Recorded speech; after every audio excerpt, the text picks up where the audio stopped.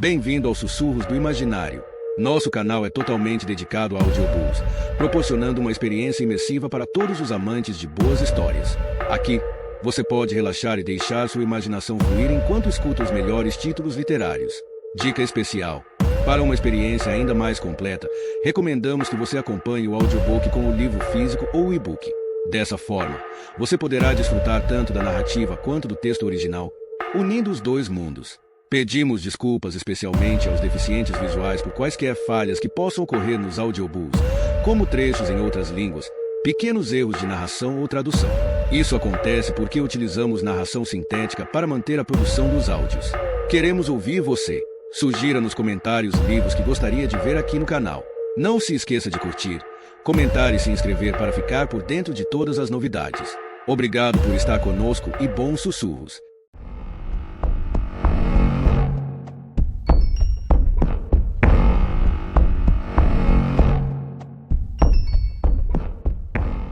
Junto à Bahia. Lu estava esperando alguma coisa explodir.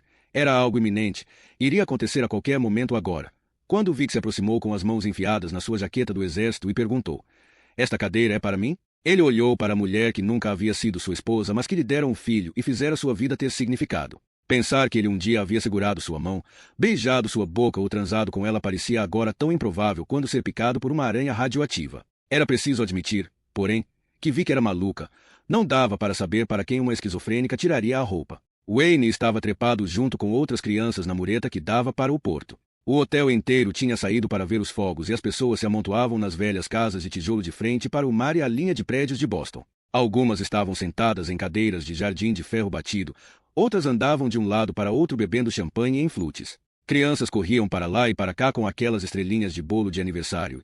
Com suas faíscas, pintavam riscos vermelhos na escuridão. Vic observou o filho de 12 anos com um misto de afeto e triste nostalgia. Wayne não a tinha visto e ela não foi cumprimentá-lo nem fez nada para alertá-lo quanto à sua presença. "Você chegou bem na hora de tudo fazer boom", informou Lu. Sua jaqueta de motoqueiro estava dobrada sob o lugar vazio ao seu lado. Ele a recolheu e pôs em cima do joelho para abrir espaço. Antes de sentar, Vic abriu o sorriso que era sua marca registrada, no qual apenas um dos cantos da boca se erguia, de certa forma parecendo sugerir ao mesmo tempo arrependimento e felicidade. "Meu pai fazia isso antigamente", comentou. "Acendia os fogos do 4 de julho. Era um espetáculo e tanto. Você nunca pensa em ir a Dover com Wayne visitar seu pai. Não deve ficar a mais de 1 hora do lago. Acho que eu procuraria se precisasse explodir alguma coisa. Se precisasse de um pouco de anfo." "Um pouco de quê?"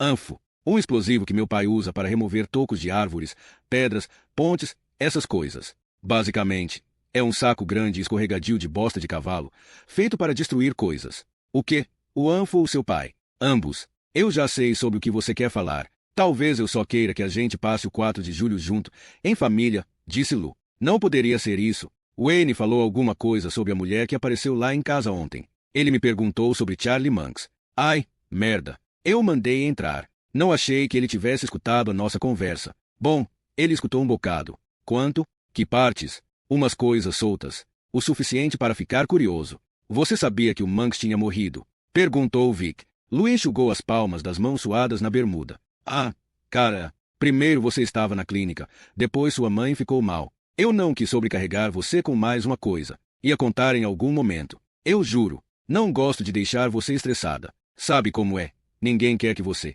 Sua voz falhou e ele não concluiu a frase. Ela tornou a abrir o sorriso enviesado. "Fique pirada." Ele fitou o filho em meio à escuridão. Wayne tinha acendido mais uma estrelinha. Movia os braços para cima e para baixo como se fosse voar enquanto as faíscas ardiam e chispavam. Parecia Ícaro logo antes de tudo começar a dar errado. "Eu quero que as coisas sejam fáceis para você poder ficar com o Wayne. Não que eu esteja culpando ninguém", acrescentou depressa. "Isso não é um sermão por qualquer tipo de problema. Wayne e eu temos nos saído bem sozinhos. Eu sempre vejo se ele escovou os dentes, se fez o dever de casa. A gente faz os serviços juntos. Eu deixo ele operar o guincho. Ele adora. É louco por guinchos e coisas assim. Só acho que ele sabe conversar com você. Ou talvez você saiba escutar. Sei lá. É uma coisa de mãe." Ele fez uma pausa. "Mas eu deveria ter avisado a você sobre a morte do Monks. Só para você saber que talvez aparecesse algum jornalista." "Jornalista? É. Essa mulher de ontem. Ela não era jornalista." Os dois estavam sentados sob uma árvore baixa cheia de flores cor-de-rosa. Algumas pétalas caíram e ficaram presas nos cabelos de Vic. Lu estava tão feliz que chegava a doer e pouco importava qual fosse o assunto da conversa. Era julho. Ele estava com Vic e havia flores em seus cabelos. Era romântico feito uma música do Journey, uma das boas. Não, respondeu Vic. Era uma doida. Alguém do hospital. Você quer dizer? Vic franziu a testa, pareceu sentir as pétalas nos cabelos, moveu uma das mãos para trás e as retirou. Adeus. Romantismo.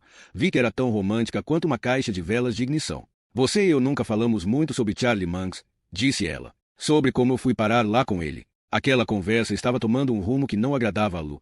Ele não queria saber como o velho escroto a molestara sexualmente e a mantivera trancada no porta-malas durante 2 dias. Conversas sérias sempre deixavam Lu com um frio na barriga. Preferia bater papo sobre o Lanterna Verde. Imaginei que, se você quisesse falar a respeito, teria tocado no assunto. Eu nunca falei a respeito porque não sei o que aconteceu. Você quer dizer que não se lembra? Tá bom, eu entendo. Eu também bloquearia uma merda desse tipo. Não, estou dizendo que eu não sei. Lembrar eu lembro, mas eu não sei. Se você lembra, então sabe o que aconteceu. Lembrar e saber não são a mesma coisa. Não se você lembrar de 2 jeitos diferentes.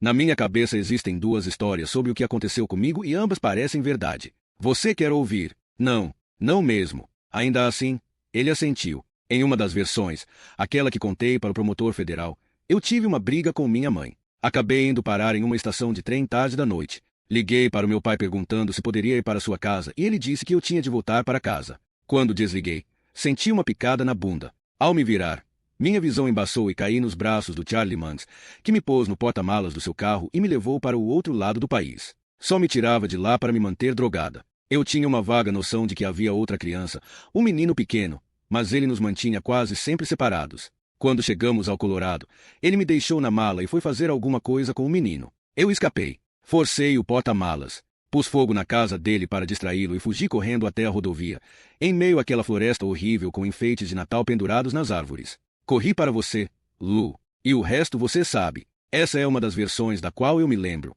Quero ouvir a outra. Ele não tinha certeza se queria, mas voltou a assentir. Então, em uma versão diferente da minha vida, eu tinha uma bicicleta. Meu pai me deu quando eu era pequena, e eu conseguia usar essa bicicleta para encontrar objetos.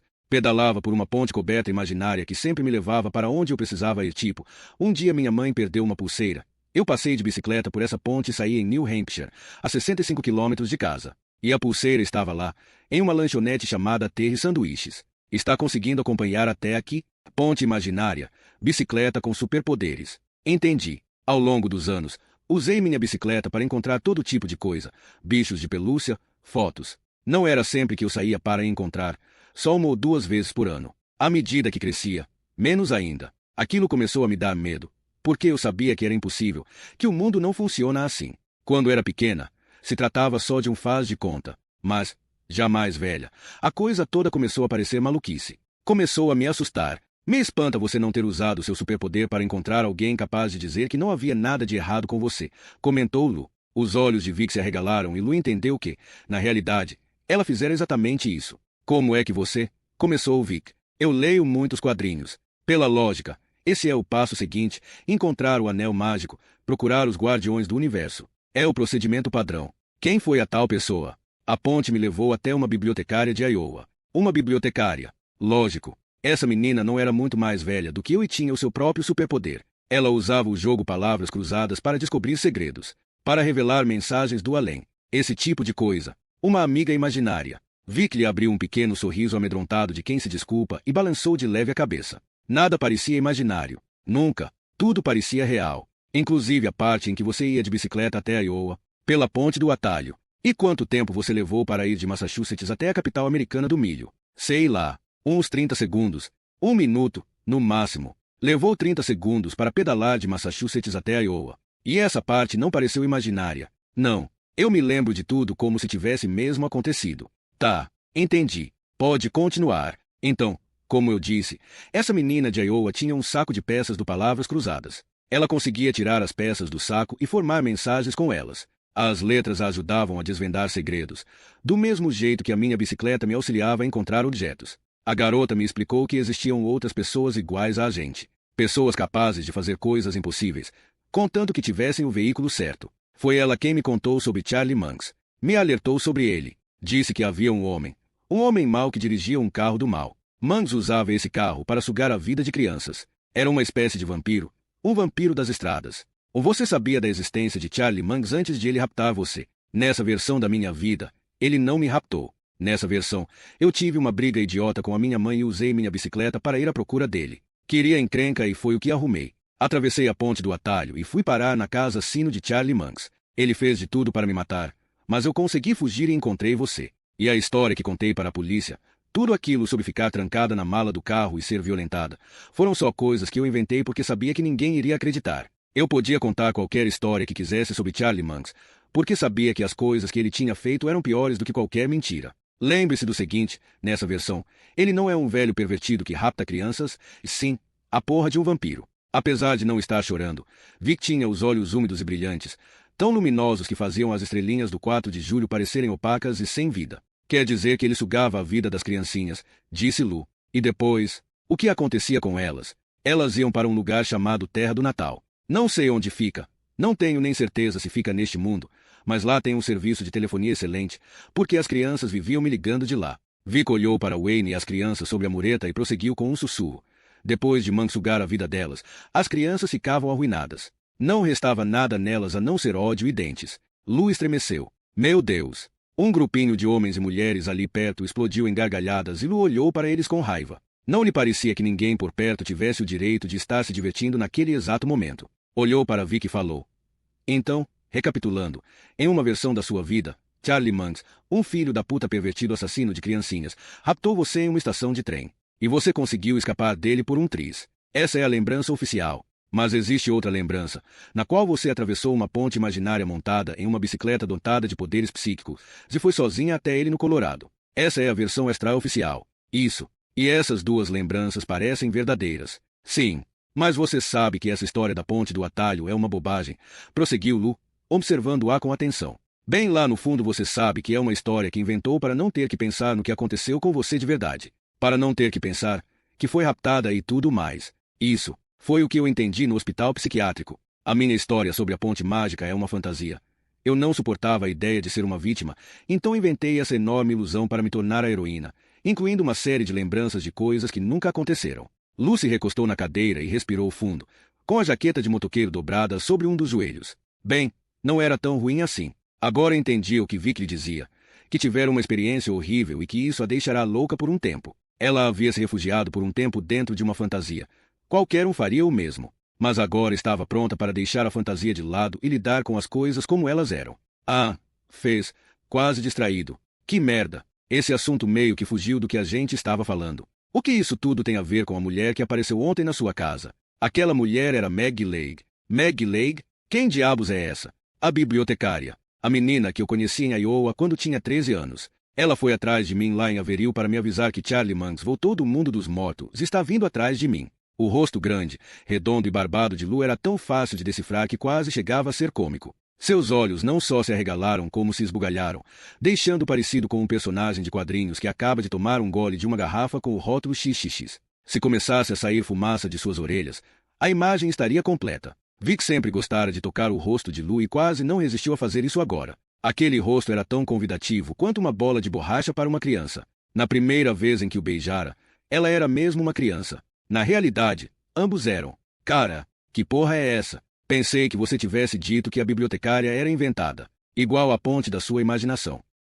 Foi essa conclusão a qual eu cheguei no hospital. Que todas essas lembranças tinham sido imaginadas. Uma história complexa que inventei para me proteger da verdade. Mas, ela não pode ser imaginária. Ela esteve na sua casa. O Wayne viu essa mulher. Ela deixou uma pasta lá. Foi onde o Wayne leu sobre Charlie Mangs. Lu fez uma expressão consternada. Ah, cara, não era para eu ter contado isso. Wayne viu o que tinha na pasta. Que merda. Eu disse para ela levar a pasta embora. Não queria que o Wayne visse. Não posso deixar ele saber que eu contei. Lu cerrou o punho e bateu com ele em um dos enormes joelhos. Sou péssimo para guardar segredos. Você não tem maldade, Lu. É um dos motivos pelos quais eu amo você. Ele ergueu a cabeça e a fitou com um olhar intrigado. Por que eu amo você? Sabia? Não é culpa sua eu ter estragado tudo. Não é culpa sua se tudo que eu consigo fazer é só foder tudo sempre. Lu baixou a cabeça e refletiu por um instante. Não vai me dizer que eu não sou tão ruim assim? Perguntou Vic.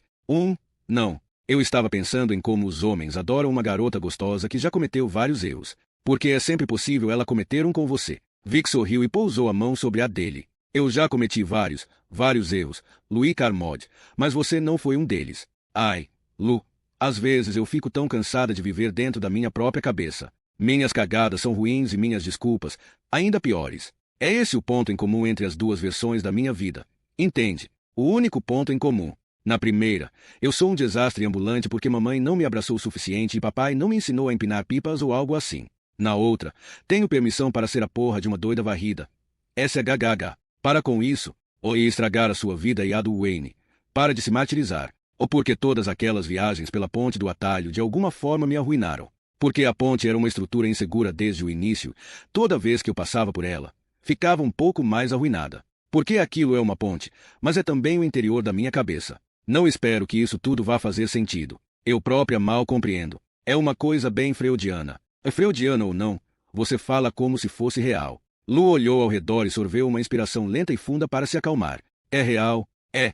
Pensou Vi com uma urgência lancinante. Não, respondeu ela. Não pode ser. Preciso que não seja. Lu, você se lembra daquele cara que baleou uma deputada no Arizona? Lougner. Ele achava que o governo estava tentando escravizar a humanidade por meio da gramática. Não tinha dúvida disso. Havia provas a toda sua volta. Sempre que olhava pela janela e via alguém passeando com um cachorro, tinha certeza de que era um espião enviado pela CIA. Esquizofrênicos vivem inventando lembranças. Encontros com famosos, raptos, triunfos heróicos. É essa a natureza da ilusão. A química do seu corpo embaralha toda a sua noção de realidade. Lembra aquela noite em que eu enfiei todos os telefones no forno e toquei fogo na nossa casa? Para mim, as crianças estavam ligando da terra do Natal. Ouvia os telefones tocarem mesmo que ninguém mais ouvisse. Escutava vozes que ninguém mais escutava. Mas, Vic, Meg Lay foi à sua casa. A bibliotecária. Isso você não imaginou. Wayne também viu. Vic se esforçou para dar um sorriso insincero. Tá bom. Vou tentar explicar como isso é possível. É mais simples do que você pensa. Não tem nada de mágico. Eu tenho as minhas lembranças da ponte do atalho e da bicicleta que me permitia encontrar coisas. Só que não são lembranças, certo? São ilusões. E no hospital a gente fazia sessões de grupo em que todo mundo falava sobre as ideias malucas que tinha. Muitos pacientes daquele hospital ouviram minhas histórias sobre Charlie Mangs e a ponte do atalho. Acho que Meg Lay é um deles, um dos outros malucos. Ela se apoderou da minha fantasia e a tornou sua. Como assim? Você acha que ela era um dos outros pacientes? Ela participou dessas suas sessões ou não? Não tenho lembrança dela nas sessões. Eu me recordo de ter encontrado Meg em uma biblioteca de cidade pequena em Iowa. Mas é assim que a ilusão funciona. Eu vivo, lembrando. Vic ergueu os dedos e fez no ar aspas invisíveis. As recordações surgem na minha mente de uma vez só, como perfeitos capitulozinhos dessa história doida que eu escrevi na minha imaginação. Mas é claro que elas não têm nada de verdadeiras. São inventadas na hora e alguma parte de mim decide aceitá-las como fatos no instante em que elas são criadas. Meg Lay me disse que eu a conheci quando criança e a minha ilusão criou na mesma hora uma história que sustentasse essa afirmação. Lu, eu me lembro até do aquário na sala dela. Tinha uma carpa imensa lá dentro e, em vez de pedrinhas, o fundo era coberto por peças do palavras cruzadas. Olha só que doideira. Eu achei que você estivesse medicada. Achei que agora estivesse bem. Os remédios que eu tomo são como um peso de papel. A única coisa que eles fazem é segurar as fantasias. Mas elas continuam a existir e, a qualquer vento forte, posso senti-las chacoalhar lá dentro, tentando se libertar. Ela o encarou antes de prosseguir. Lu, pode confiar em mim. Eu vou me cuidar. Não só por mim. Por Wayne também. Eu estou bem. Ela não disse que seu antipsicótico tinha acabado uma semana antes e que ela tivera de espaçar os últimos comprimidos para não ter uma crise de abstinência. Não queria preocupá-lo mais do que o necessário. Além disso, planejava ir à farmácia buscar mais logo cedo no dia seguinte. Eu não me lembro de ter encontrado Meg Lay no hospital, mas isso pode muito bem ter acontecido. Eles me drogaram tanto lá que eu posso ter encontrado Barack Obama e não me recordar. E essa Meg, pobrezinha, é uma louca. Percebi isso na mesma hora que a vi. Ela exalava o cheiro de abrigos para sem teto e tinha os braços cheios de cicatrizes de tanto se injetar ou se queimar com cigarro, ou os dois. Provavelmente os dois. Sentado ao seu lado, de cabeça baixa, Lu estava imerso em pensamentos. E se ela aparecer de novo? Wayne ficou bem assustado. Vamos voltar para New Hampshire amanhã. Não acho que ela vá achar a gente lá. Vocês poderiam ir para o Colorado. Não precisariam ficar comigo. A gente não teria que ficar junto. Não estou pedindo nada. Mas a gente poderia arrumar um lugar para você trabalhar no máquina de busca. O garoto poderia passar os dias comigo e as noites com você. Lá no Colorado também tem árvores e água. Sabia? Vic se recostou na cadeira. O céu estava baixo,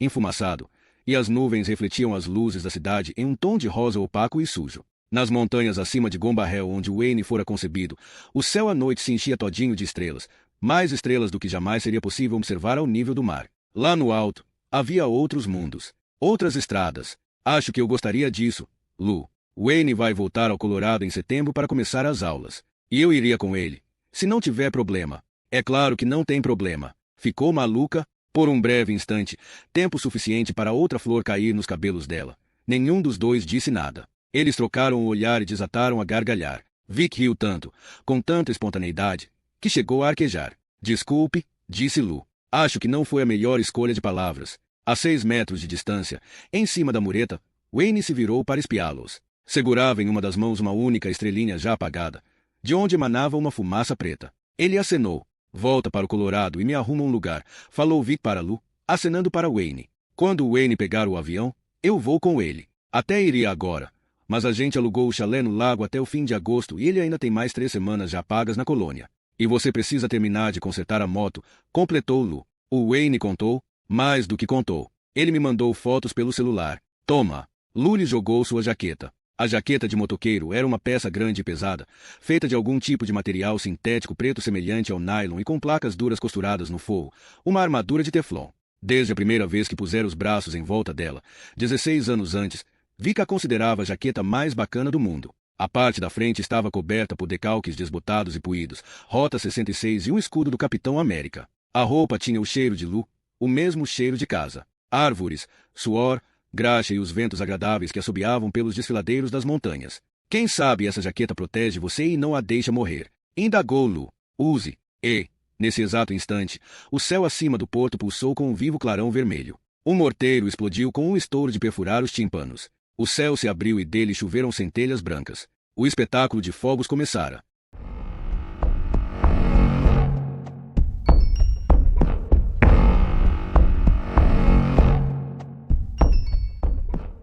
Rodovia Interestadual 95. 24 horas depois, Vic levou Wayne Hopper de volta para o lago Winnipesaukee. Choveu o caminho inteiro.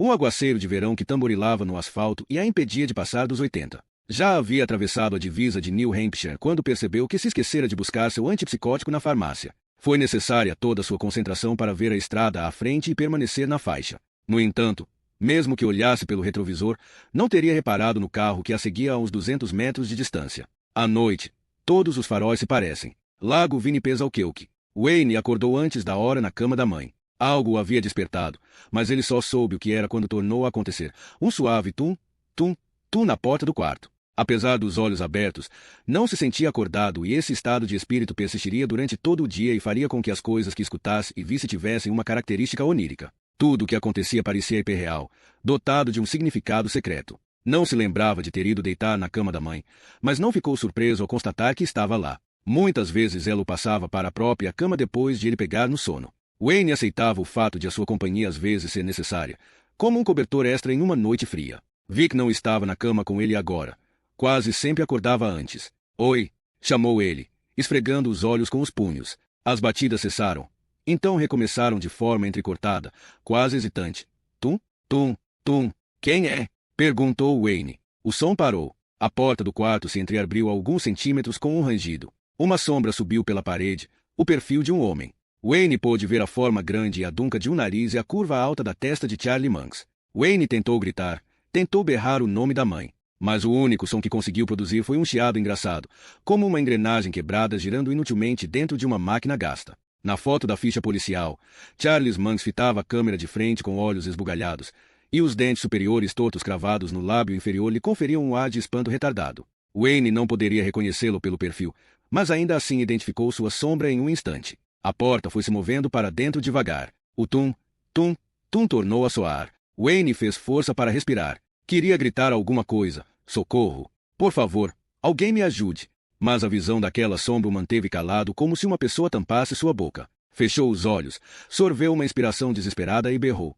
Sai daqui! A porta continuou a se mover e gemeu nas dobradiças. A mão de alguém se apoiou pesadamente na borda da cama, bem junto ao seu joelho. Wayne conseguiu emitir um grito fino, um choramingo quase inaudível. Abriu os olhos para ver, e era o Hopper. O grande cão encarava com ar alarmado e as patas dianteiras apoiadas na cama. Tinha os olhos úmidos desgostosos, Infelizes até. Wayne olhou para a porta parcialmente aberta atrás do animal, mas a sombra de Monks não estava mais lá. Em algum nível, entendia que nunca estivera lá, que transformará uma sombra sem significado em Monks. Outra parte de si tinha certeza do que vira, um perfil tão nítido que poderia estar pintado na parede. A porta estava aberta o suficiente para ele poder ver o corredor que se estendia por todo o comprimento da casa. Não havia ninguém ali. No entanto, com certeza escutara batidas.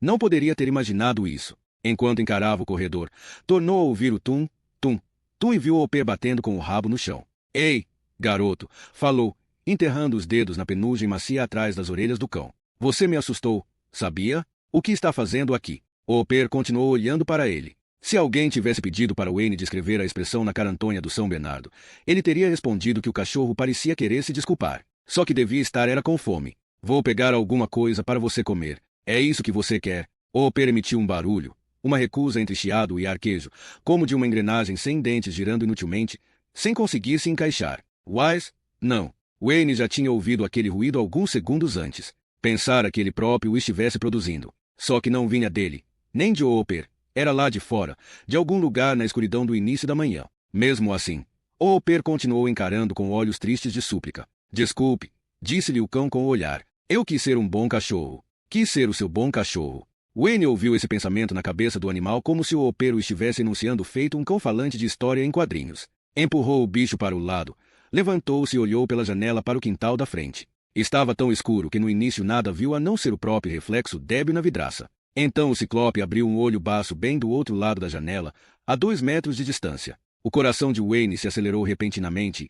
Pela segunda vez no intervalo de 3 minutos, ele sentiu um grito subir pela garganta. O olho se abriu lentamente e se arregalou, como se o ciclope estivesse acabando de acordar. Brilhou com um tom encardido situado em algum lugar entre a cor de suco de laranja e a de urina. Então, antes de Wayne conseguir berrar, o olho começou a se apagar até sobrar apenas a brasa de uma íris cobre cintilando no escuro. Um segundo depois, sumiu por completo. Wayne expirou. Um farol. Era o farol dianteiro da moto. Sua mãe se levantou ao lado da moto e afastou os cabelos do rosto. Vista através do vidro antigo e ondulado, não parecia estar de fato ali.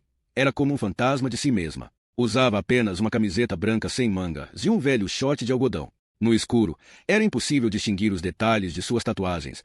Parecia que a própria noite estava aderida à sua pele. No entanto, pensando bem, Wayne sempre soubera que a mãe possuía certa escuridão particular. O pé já estava lá fora com ela, enroscando-se em suas pernas, o pelo escorrendo água. Pelo visto, tinha acabado de chegar do lago. Wayne levou alguns instantes para registrar que o cachorro se encontrava ao lado de Vic, o que não fazia sentido, uma vez que estava ali ao seu lado. Quando se virou, porém, viu que se achava sozinho. Não pensou no assunto por muito tempo. Ainda estava cansado demais. Talvez tivesse sido acordado por um cão onírico. Talvez estivesse enlouquecendo igual à mãe. Wayne vestiu uma bermuda esfiapada e saiu para o frio que precedia a aurora. Sua mãe trabalhava na moto com um trapo em uma das mãos, na outra, uma curiosa ferramenta, aquela chave especial que mais parecia um gancho ou uma adaga curva. Como é que eu fui parar na sua cama? Perguntou ele. Foi um pesadelo. Não me lembro de ter tido um pesadelo. Não foi você. Pássaros negros passaram voando pela bruma que rastejava acima da superfície do lago. Encontrou a engrenagem quebrada. Indagou Wayne. Como você sabe que tem uma engrenagem quebrada? Sei lá. Pelo barulho que ela fez quando você tentou dar a partida. Você tem ficado na oficina, trabalhando com o seu pai? Às vezes. Ele diz que eu sou útil porque tenho as mãos pequenas. Consigo alcançar e desaparafusar coisas que ele não consegue. Sou ótimo em desmontar coisas, mas não tão bom em montar. Bem-vindo ao clube. Ficaram os dois trabalhando na moto. Wayne não soube ao certo quanto tempo passaram nisso, só que, quando pararam, já fazia calor e o sol estava bem acima da linha das árvores. Mal haviam conversado. Não havia motivo algum para arruinar o esforço de consertar a moto, cheio de graxa e machucados nas mãos, falando sobre sentimentos, seu pai ou garotas. Em determinado momento, enquanto passava palha de aço no escapamento sarapintado de ferrugem, Wayne observou a mãe. Ela tinha graxa até os cotovelos e no nariz, e sua mão direita sangrava com vários arranhões. Ele parou o trabalho para se olhar. Estava tão imundo quanto ela. Não sei como a gente vai limpar esta porcaria, comentou. Tem o lago, lembrou ela, jogando os cabelos para o lado e fazendo um gesto em direção à água com a cabeça. Que tal? Se você chegar antes de mim ao deck flutuante, a gente toma café no Green Bowl Dinner. E se você chegar primeiro, ganhe o prazer de provar que uma coroa ainda pode derrotar um fedelho. O que é um fedelho? É um... Mas Wayne já tinha começado a correr, agarrando a camiseta e puxando-a por cima da cabeça para jogá-la em cima de Hopper. Suas pernas e braços o impulsionavam com rapidez e facilidade, e os pés descalços atravessaram o orvalho que brilhava, ofuscante, sobre o mato alto. Vic passou correndo por ele, pondo a língua para fora ao alcançá-lo. Os dois chegaram ao cais ao mesmo tempo, os pés soando alto nas tábuas. Quase na borda, Vic pôs a mão no ombro de Wayne e o empurrou. Ele a ouviu rir enquanto se desequilibrava para a frente feito um bêbado, agitando os braços no ar. Bateu na água e afundou no lago verde lamacento. Instantes depois, escutou um blues baixo e grave quando a mãe mergulhou. Wayne se debateu. Voltou à tona cuspindo e nadou a toda velocidade em direção ao deck flutuante, a 6 metros de distância da borda. Era uma grande plataforma de tábuas cinzentas cheias de farpas que boiava sob barris de óleo enferrujados, que deviam ser um risco ambiental. Hopper ficou bufando feito um louco no cais atrás deles. O cão não gostava de diversão em geral, a menos que fosse ele o responsável. Quase no deck, Wayne percebeu que estava sozinho no lago. A água parecia uma chapa de vidro preto. Vic não estava visível em lugar algum.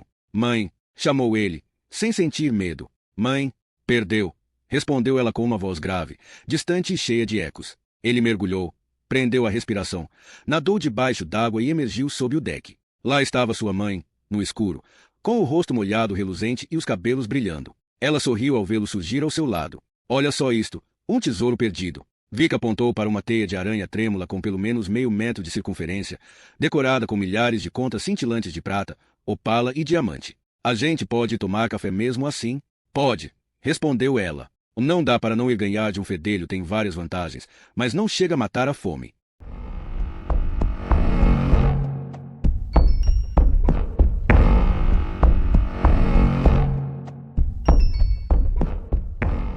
Acesso de cascalho da garagem. Sua mãe passou a tarde inteira trabalhando na moto. O céu estava carregado. Um trovão rugiu, pabum, como um caminhão pesado passando por cima de uma ponte. Wayne esperou a chuva, mas ela não veio. Você às vezes preferiria ter adotado uma Harley Davidson em vez de ter um filho? Perguntou a ela. Eu teria menos gastos com alimentação. Me passa aquele pano. Wayne obedeceu. Vic limpou as mãos, encaixou o assento de couro acima de uma bateria novinha em folha e passou a perna por cima do banco. Com seu disco cortado, as botas de motoqueiro pretas grandes demais para o seu tamanho e os braços e pernas cobertos de tatuagens, ela não se parecia com uma pessoa que pudesse ser chamada de mãe.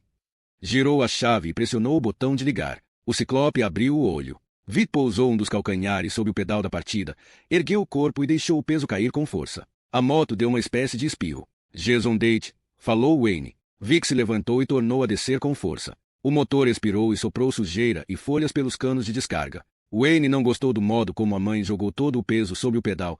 Teve medo de algo se quebrar. Não necessariamente a moto. Vamos lá, disse ela em voz baixa. Nós duas sabemos porque o garoto encontrou você.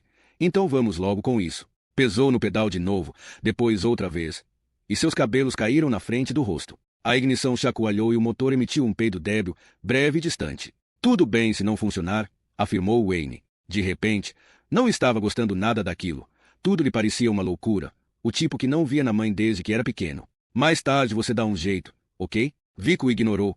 Ergueu o corpo e apoiou a bota bem no centro do pedal. Vamos lá encontrar sua vadia. Pisou de novo. Fala comigo. O motor fez um estrondo e uma fumaça azul suja emanou dos canos de descarga. Wayne quase caiu do poste da cerca onde estava sentado. Hopper se encolheu e latiu assustado. Vic acelerou e o motor rugiu. O barulho foi assustador, mas também emocionante. Funciona! Bradou Wayne. Vic assentiu. O que ela está dizendo? Gritou Wayne para se fazer ouvir acima do barulho do motor, que tomava tudo. Vic franziu a testa. Você disse para a moto falar com você. O que ela está dizendo? Eu não falo a língua das motos. Ah, ela está dizendo... Ai, ó, Silver. Deixe eu pegar meu capacete. Você não vem comigo. Por que não? Ainda não é seguro. Eu não vou muito longe. Volto daqui a 5 minutos. Peraí, gritou Wayne, erguendo um dedo no ar, virando-se correndo até a casa. O sol era um ponto frio e branco brilhando por entre os montes baixos de nuvens. Vi que iria sair dali. A necessidade de irem de espada era como uma espécie de comichão enlouquecedora, tão difícil de resistir quanto uma picada de mosquito. Queria entrar na autoestrada e ver o que conseguiria tirar daquela moto. O que conseguiria encontrar. A porta da frente se fechou com um estalo e seu filho voltou correndo trazendo um capacete e a jaqueta de Lu. Vê se volta viva. Tá, é esse o plano. Ainda vestindo a jaqueta, completou.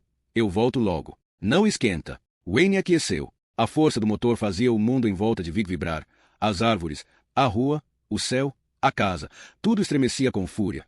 correndo o risco de se estilhaçar. Ela já tinha virado a moto para a via. Enfiou o capacete na cabeça. Deixou a jaqueta aberta. Logo antes de ela soltar o freio de mão, Wayne se abaixou em frente à moto e recolheu alguma coisa do chão. O que é isso? Perguntou Vic. Ele lhe entregou a ferramenta que parecia uma faca curva com a palavra Triumph gravada. Vic meneou a cabeça para agradecer e a enfiou no bolso do short. Vê se volta, disse Wayne. Me espera aqui. Então ergueu o pé do chão, engatou a primeira e começou a deslizar. No mesmo instante que começou a se mover, tudo parou de tremer. A cerca de madeira foi deslizando à direita. Ela tombou a moto de leve ao dobrar para entrar na via e a sensação foi a mesma de um avião se inclinando. Ela não teve a menor impressão de estar tocando o asfalto. Passou a segunda. A casa ficou bem para trás. Lançou um último olhar por cima do ombro. Wayne estava em pé no acesso da garagem, acenando. Hopper tinha ido até a rua e a encarava com um olhar de curiosidade impotente. Vic acelerou e passou a terceira. A Triumph deu um pinote e ela teve que apertar o guidão para não cair. Um pensamento lhe passou pela cabeça, a lembrança de uma camiseta de motoqueiro que ela tivera durante algum tempo. Se você consegue ler isso é porque a vadia caiu. A jaqueta aberta se encheu de ar e formou um balão à sua volta. Ela seguiu zunindo para o meio da névoa baixa. Não viu um par de faróis descer a rua atrás dela, brilhando debilmente na bruma. Wayne também não viu.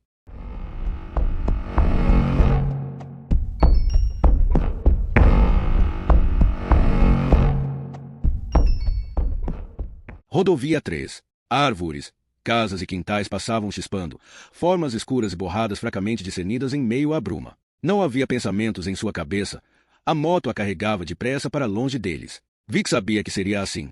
Sabia desde o primeiro instante em que vira aquela moto na cocheira que ela era veloz e poderosa o bastante para afastá-la da pior parte de si mesma, da que tentava compreender as coisas. Tornou a acionar a embreagem, depois de novo, e a cada nova marcha engatada a Triumph dava um pulo para a frente, devorando a estrada. A névoa se adensou à sua volta, perolada, evanescente, e os raios solares que vinham da esquerda faziam o mundo inteiro ao redor reluzir como se irradiasse luz. Vic sentiu que ninguém poderia desejar algo mais belo do que aquilo. A estrada úmida sibilava sob os pneus como se fosse estática. Uma dorzinha suave, quase delicada acariciou seu globo ocular esquerdo. Em meio ao movimento da bruma, ela viu um galpão, uma estrutura comprida, alta, inclinada e estreita. Uma ilusão de ótica provocada pelo vapor o fez parecer estar bem no meio da estrada, a menos de 100 metros de distância. Embora Vic soubesse que dali a mais um instante a autoestrada iria dobrar à esquerda e o galpão ficaria para trás. Quase sorriu ao pensar no quanto ele se parecia com sua antiga ponte imaginária. Abaixou a cabeça e escutou o sussurro dos pneus sobre o asfalto molhado, aquele som tão parecido com o ruído branco do rádio. O que se escutava ao sintonizar na estática, perguntou-se.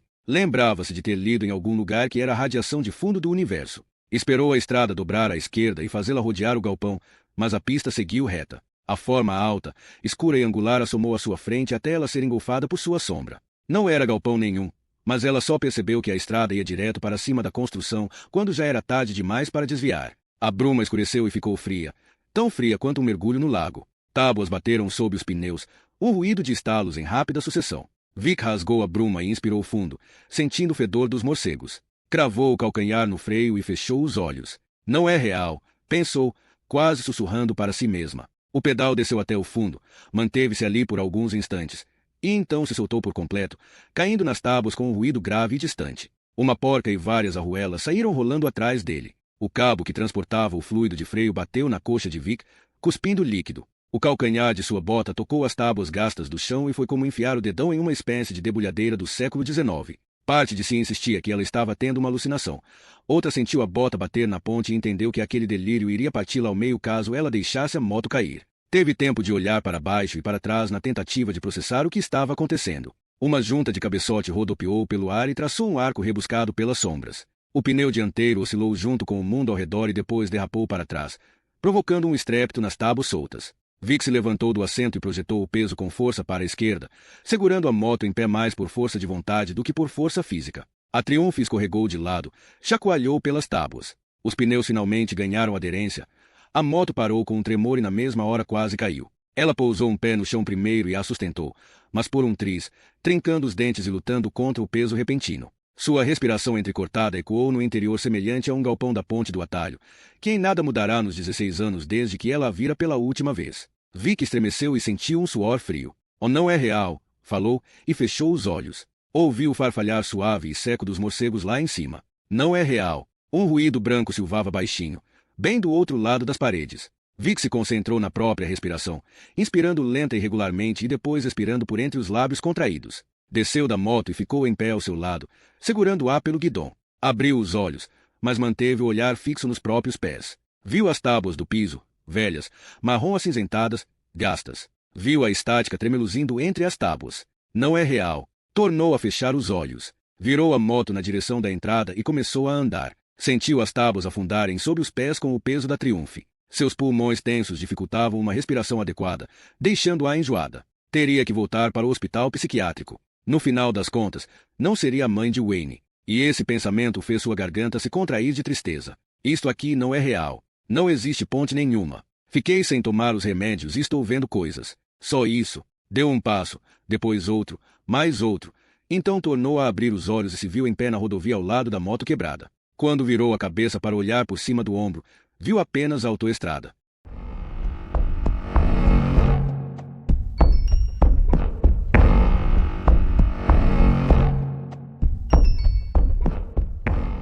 A casa no lago. A névoa de fim de tarde foi como uma capa que se abriu esvoaçante para acolher Vic MC Queen e sua máquina infernal. Em seguida se fechou atrás dela, engolindo até mesmo o ronco do motor. Vem, Hopper, disse Wayne. Vamos entrar. Parado junto ao meio-fio, o cachorro encarou com um ar de incompreensão. Já dentro de casa, Wayne tornou a chamá-lo. Segurou a porta aberta e esperou o cão entrar. Em vez disso, Hopper virou a cabeçorra peluda e tornou a espiar a rua, não na direção para onde Vic fora, mas na outra. Wayne não soube dizer para que o bicho estava olhando. Quem poderia saber o que os cachorros viam? O que significavam para eles as formas na bruma? Que estranhos e supersticiosos pensamentos os acometiam? Tinha certeza de que os cães eram tão supersticiosos quanto os seres humanos. Talvez até mais. Como quiser, falou, e fechou a porta. Sentou-se em frente à TV com o iPhone em uma das mãos e passou alguns minutos trocando mensagens de texto com o pai. Então não houve mais nada a dizer. Wayne pegou o controle remoto, ligou a televisão e viu que estava passando Bob Esponja. Oficialmente, ele não gostava mais daquele desenho. Mas como a mãe não estava ali, podia fazer o que quisesse. Hopper latiu. Wayne se levantou e foi até a grande janela, mas não conseguiu mais ver o cachorro. O São Bernardo tinha sumido no meio do vapor branco aguado. Apurou os ouvidos, pensando se a moto estaria voltando. Parecia fazer mais de 5 minutos desde que sua mãe saíra de casa. Seus olhos ajustaram o foco e ele viu a TV refletida no vidro da janela. De cachecol, Bob Esponja conversava com o Papai Noel, que lhe cravou um gancho de aço no cérebro e o jogou dentro de seu saco de brinquedos. Wayne virou a cabeça rapidamente, mas Bob Esponja apenas conversava com Patrick e não havia Papai Noel nenhum.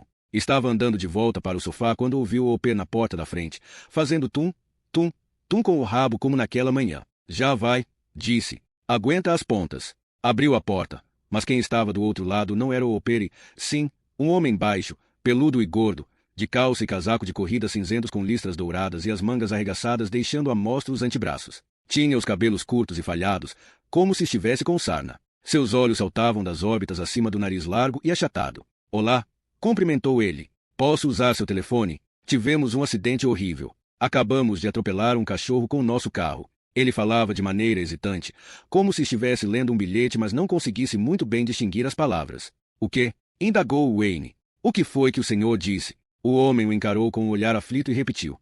Olá, posso usar seu telefone? Tivemos um acidente horrível. Acabamos de atropelar um cachorro. Com nosso carro. Eram as mesmas palavras, mas com ênfase em locais diferentes, como se ele não tivesse certeza de quais frases eram perguntas e quais eram afirmações. Wayne olhou para trás do homenzinho feio. Na rua, viu que parecia um tapete branco e marrom sujo enrolado caído em frente a um carro. Devido à névoa, era difícil ver com nitidez o carro ou o montinho branco. Só que não era um tapete. Claro, Wayne sabia exatamente o que era aquilo. Nós não o vimos e ele estava bem no meio da rua. Batemos nele com o nosso carro, continuou o homenzinho, gesticulando por cima do ombro. No meio da bruma, junto ao pneu direito da frente, estava parado um homem alto, curvado, com as mãos nos joelhos. Ele examinava o cachorro com ar especulativo, quase como se esperasse que o Hopper fosse se levantar outra vez. O homenzinho baixou os olhos por um instante para a palma da própria mão. Em seguida tornou a olhar para cima e disse, foi um terrível acidente. Sorriu, esperançoso. Posso usar seu telefone? O quê? Repetiu Wayne, apesar de ter entendido muito bem o que o homem tinha dito, apesar do silvo em seus ouvidos. Além do mais, o homem falará a mesma coisa 3 vezes, quase sem variação nenhuma. O Hopper, empurrou o homenzinho para passar. Não correu, mas avançou com um andar veloz e passos entrecortados e rígidos. Hopper parecia ter caído de lado e adormecido na rua em frente ao carro com as pernas esticadas. Seu olho esquerdo aberto encarava o céu, leitoso e opaco. Mas quando Wayne se aproximou, se moveu para acompanhá-lo. O cachorro ainda estava vivo. Ai, meu Deus!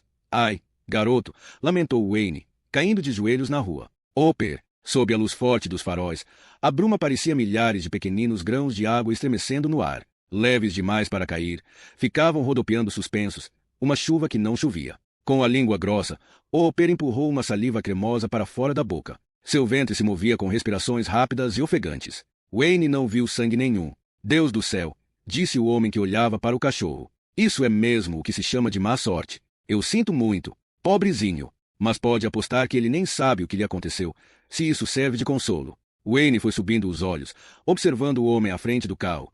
Suas botas pretas chegavam quase até os joelhos e ele usava um fraque com fileiras duplas de botões de latão. Avaliou também o automóvel, uma antiguidade, uma velharia valiosa, como diria seu pai. Na mão do homem havia um martelo prateado do tamanho de um taco de croquet e a camisa sob o fraque era de chamalote branco, tão liso e brilhante quanto leite fresco. Por fim, Wayne ergueu os olhos para o rosto. Charlie Mangs o encarou lá de cima com um olhar dilatado cheio de fascínio. Que Deus abençoe os cães e as crianças, falou ele. Este mundo é um lugar duro demais para eles. O mundo é um ladrão que rouba de você a própria infância e todos os seus melhores cachorros também. Mas acredite no seguinte, ele agora está a caminho de um mundo melhor. Charlie Mangs ainda se parecia com a foto da ficha policial, embora estivesse mais velho, quase caquético, na verdade. Os lábios finos entreabertos deixavam à mostra uma língua medonha descorada, branca feito pele morta. Ele era tão alto quanto Lincoln e estava tão morto quanto.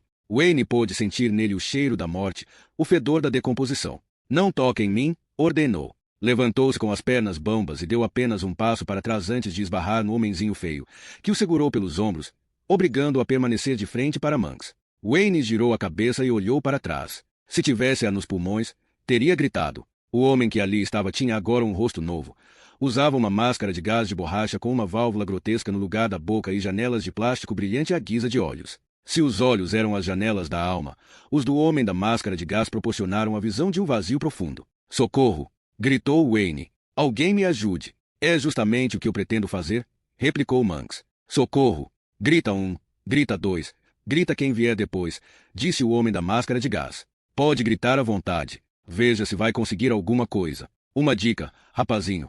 Não se ganha nada no grito. Socorro! Mangs tapou as orelhas com os dedos esqueléticos e fez uma cara de dor. Que barulho horrível! A quem faz barulho horrível não é uma pessoa incrível, disse o homem da máscara de gás. Ninguém dá trela a quem se esgoela. Wayne sentiu vontade de vomitar. Fez menção de dar outro grito, mas Mangs esticou a mão e encostou um dedo nos seus lábios. SHHH. O cheiro quase fez Wayne se retrair. O dedo recendia a formol e sangue. Não vou machucar você. Seria incapaz de machucar uma criança. Não precisa abrir esse berreiro todo. Meu negócio é com a sua mãe. Tenho certeza de que você é um ótimo menino. Todas as crianças são, por um tempo. Mas a sua mãe é uma safadinha mentirosa que deu falso testemunho contra mim. E não foi só isso. Eu também tenho meus próprios filhos e ela me obrigou a passar anos e anos afastado deles. Passei uma década sem poder ver seus belos rostinhos sorridentes, embora sempre escutasse sua voz em sonhos. Podia ouvi-los me chamar e sei que eles estavam com fome. Você não imagina o que é ver os filhos passarem necessidade e não poder ajudar. Isso leva um homem são à loucura. É claro. Há quem diga que não precisei percorrer um caminho muito longo. O comentário fez os dois homens rirem. Por favor, suplicou Wayne. Me solta. Senhor Mangs, está na hora de um pouco de fumaça de pão de mel? Mangs uniu as mãos na altura da cintura e franziu a testa. Um pequeno cochilo talvez seja a melhor opção. É difícil convencer uma criança tão alterada. O homem da máscara de gás obrigou Wayne a andar, para dar a volta na frente do carro. Então, o menino viu que aquilo era um Rolls-Royce e, em sua mente, surgiu uma das matérias deixadas por Maggie Lake, algo sobre um homem que sumira no Kentucky com um Rolls 1938. Hopper! Berrou Wayne. Ele estava sendo empurrado para longe do cachorro. O São Bernardo girou a cabeça como se tentasse espantar uma mosca, movendo-a com mais vida do que Wayne teria imaginado possível, e cravou os dentes no tornozelo esquerdo do homem da máscara de gás, que guinchou e cambaleou. Por um instante, Wayne pensou que poderia se desvencilhar com um salto, mas o homenzinho tinha braços compridos e fortes como os de um babuíno e o reteve pelo pescoço. Ai, Sr. Mangs, gemeu o homem da máscara de gás. Ele me mordeu. O cachorro me mordeu. Ele cravou os dentes em mim. Mangs ergueu a ferramenta prateada e a desferiu na cabeça de Hopper como um homem em um parque de diversões usando um martelo grande para testar a própria força, acertando um alvo para ver se conseguia fazer um sino tocar. O crânio de Hopper se esmigalhou feito uma lâmpada sob um salto de bota. Mangs ainda deu um segundo golpe para ter certeza. O homem da máscara de gás soltou o pé, virou-se, para arrematar, deu um chute no cachorro. Cão miserável! Berrou ele. Espero que tenha doído. Espero que tenha doído muito. Quando Mangs se endireitou, sangue fresco reluzia em sua camisa no formato aproximado de um Y, empapando a seda, vazando de algum ferimento no peito do velho. Hopper, disse Wayne. Quis gritar o nome do cachorro, mas o que saiu foi um sussurro quase inaudível até para si próprio. O pelo branco de Hopper estava agora todo sujo de vermelho. Parecia sangue sobre a neve. Wayne não conseguiu olhar para sua cabeça. Mangs se abaixou junto ao cão, recuperando o fôlego. Bem, este filhote aqui perseguiu seu último bando de pombos. Você matou Hopper, falou Wayne. É, parece que matei mesmo. Coitadinho. Que pena. Sempre tentei ser amigo dos cachorros e das crianças. Vou tentar me redimir com você, rapazinho. Pode considerar que lhe devo essa. Ponha-o dentro do carro, Bing, e dê a ele alguma coisa para distraí-lo das suas preocupações. O homem da máscara de gás empurrou Wayne à sua frente e o seguiu saltitando, sem apoiar o peso no tornozelo direito. A porta traseira do Rolls-Royce se escancarou. Não havia ninguém sentado lá dentro. Ninguém tinha colocado a mão na maçaneta. Wayne ficou pasmo, maravilhado, até.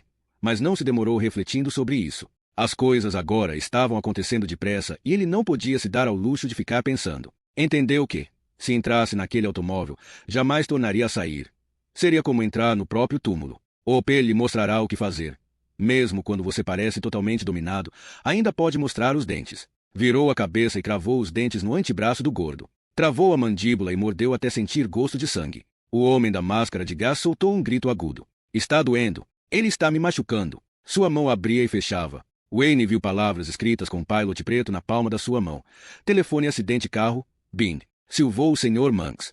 SHH. Ponha ele no carro e calhe a boca. Bing agarrou um punhado de cabelos de Wayne e puxou com força. Wayne teve a sensação de que o seu couro cabeludo estava se rasgando feito um carpete velho. Ainda assim, ergueu um dos pés e o apoiou na lateral do carro. O homem da máscara de gás gemeu e deu um soco na lateral de sua cabeça. Foi como se uma lâmpada queimasse. Só que, em vez de um clarão de luz branca, o que houve foi um clarão preto atrás dos seus olhos. A perna de Wayne pendeu e, enquanto sua visão clareava, ele foi empurrado pela porta aberta e caiu de quatro sobre o tapete. Bing! Gritou Mangs. Feche essa porta. Vem vindo alguém. Aquela mulher horrível está chegando. Sua bunda tem grama, disse o homem da máscara de gás para Wayne. Sua bunda tem muita grama. E eu sou o cortador. Vou cortar sua bunda. E depois vou fuder com ela. Vou fuder você bastante. Bing, obedeça. Mãe. Berrou Wayne. Já vou. Gritou ela de volta, cansada. Sua voz vinha de uma grande distância e sem qualquer urgência especial. O homem da máscara de gás bateu a porta do carro. Wayne se ajoelhou. Sua orelha esquerda latejava, a lateral do rosto ardia. A boca tinha um leve gosto ruim de sangue. Ele olhou por cima dos bancos dianteiros e através do para-brisa. Uma forma escura vinha subindo a estrada, distorcida e alargada pela bruma. Parecia um corcunda grotesco empurrando uma cadeira de rodas. Mãe! Tornou a berrar Wayne. A porta do carona se abriu. O homem da máscara de gás entrou, fechou a porta. Então se virou no assento e apontou uma arma para a cara de Wayne. É melhor você calar essa boca ou vai virar uma peneira, disse ele. Encho de chumbo sua cabeça inteira. Você iria gostar, aposto que não iria se deliciar. O homem da máscara de gás examinou o braço direito. A mordida de Wayne havia deixado um hematoma roxo deformado envolto por sangue vivo. Mangs se acomodou atrás do volante, pousando o martelo prateado na superfície de couro entre ele e Bing. O carro já estava ligado e o motor produzia um ronronar grave e ressonante que, mais do que ouvido, era sentido, uma espécie de vibração luxuosa. O corcunda com a cadeira de rodas se aproximou pela bruma até de repente se transformar em uma mulher empurrando uma moto pelo guidão com grande esforço. Wayne abriu a boca para gritar pela mãe outra vez. O homem da máscara de gás fez que não com a cabeça. Wayne encarou o círculo preto do cano da arma. Não era aterrorizante, mas fascinante, como a visão da borda de um paredão. Chega de brincadeira, ordenou Bing.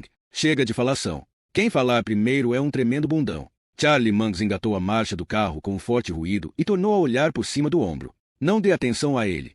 É um velho estraga-prazeres. Acho que nós vamos conseguir nos divertir um pouco. Tenho quase certeza. Na verdade, eu próprio vou me divertir agora mesmo.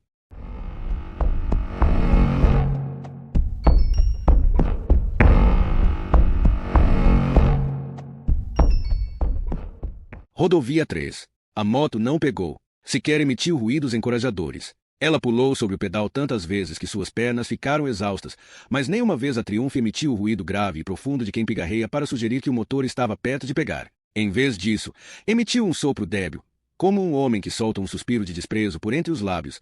PF. Não havia outro jeito senão voltar a pé. Ela se curvou para segurar o guidão e começou a empurrar. Deu 3 passos com esforço, então parou e tornou a olhar por cima do ombro. Nenhuma ponte ainda. Nunca houvera ponte alguma. Durante a caminhada, pensou em uma forma de iniciar a conversa com Wayne. Oi, garoto, más notícias.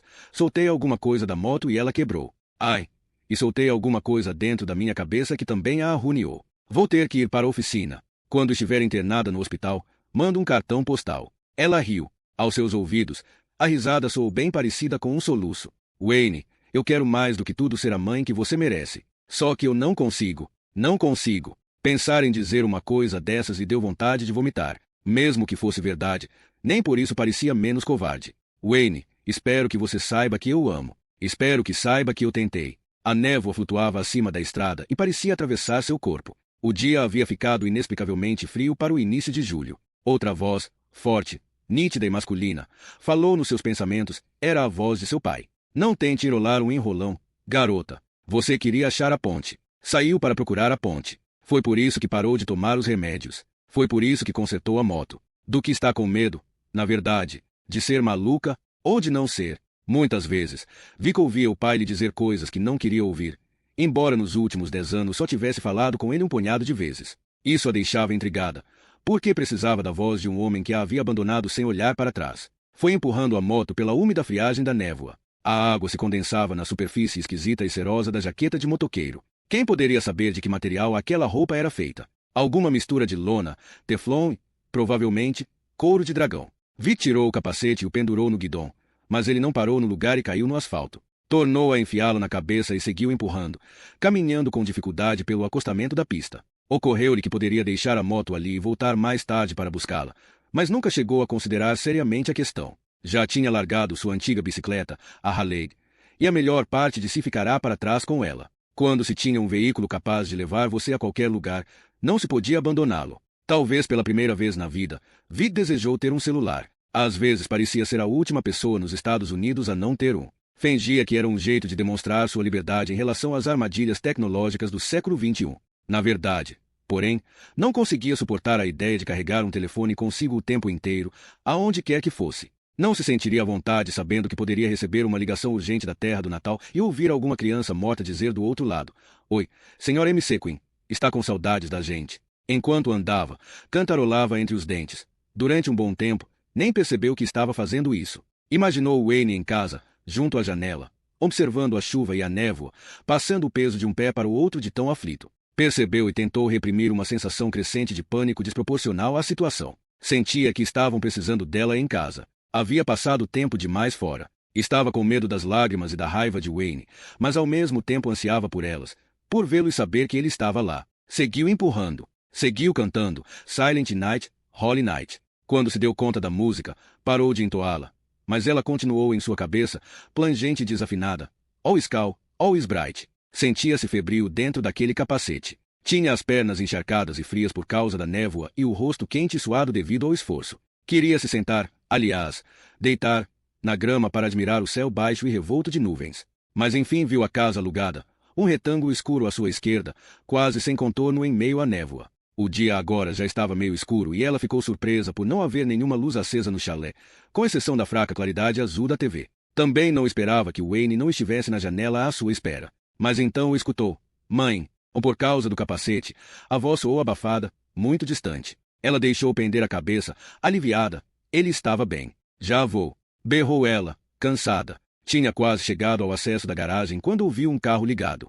Ergueu os olhos. Faróis brilhavam na névoa. O automóvel estava encostado junto ao meio-fio, mas começou a se mover na hora em que ela ouviu. Vic ficou parada olhando o carro avançar, afastando a bruma, sem a mínima surpresa. Ela o mandara para a prisão e lera seu obituário, mas alguma parte de si passará toda a vida adulta esperando reencontrar Charlie Manx e seu Rolls Royce. O espectro deslizou para fora da névoa, um trenó preto rasgando uma nuvem e deixando rastros de gelo. Em pleno mês de julho, a fumaça branca rodopiante se afastou da placa velha, amassada e manchada de ferrugem, nos 4-2. Vic soltou a moto, que caiu no chão com grande estrondo. O retrovisor do lado esquerdo explodiu em cacos prateados. Ela se virou e começou a correr. A cerca de madeira estava à sua esquerda e, com 2 passos, ela começou a escalá-la. Tinha chegado ao travessão de cima quando ouviu o carro subir o aclive atrás de si. Pulou, aterrissou no gramado e deu mais um passo, mas então o espectro derrubou a cerca. Um tronco de madeira saiu girando pelo ar feito à hélice de um helicóptero, vup vup vup, e a acertou na altura dos ombros. Vic foi derrubada e caiu em um abismo sem fundo, em meio a uma fumaça rodopiante fria e sem fim.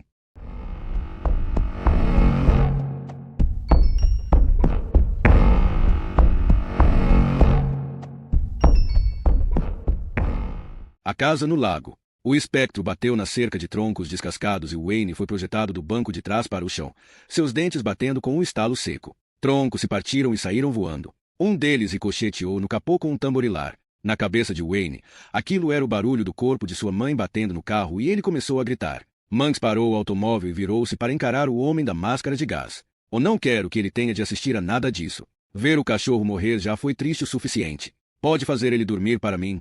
Bing? Qualquer um consegue ver que ele está exausto. Eu deveria ajudar o senhor com a mulher. Obrigado, Bing. É muito atencioso da sua parte. Mas não, eu a tenho sob controle. O carro se balançou quando os 2 homens saltaram. Wayne se esforçou para ficar ajoelhado e levantou a cabeça para olhar por cima do banco da frente e pela janela. Com o martelo em uma das mãos, Monks dava a volta pela frente do carro. Vic estava caída no gramado em meio a troncos espalhados. A porta esquerda traseira se abriu e o homem da máscara de gás entrou. Wayne se esticou para a direita tentando chegar à outra porta, mas Bingo segurou pelo braço e o puxou. O homem segurava em uma das mãos uma latinha de aerossol azul. Na lateral estava escrito purificador de ar aroma pão de mel junto ao desenho de uma mulher que tirava do forno uma travessa de bonecos de pão de mel. Deixe-eu lhe falar sobre isto. Pode até estar escrito aroma pão de mel, mas na verdade tem cheiro de hora de dormir. Se você respirar um pouco, vai apagar até quarta-feira. Não!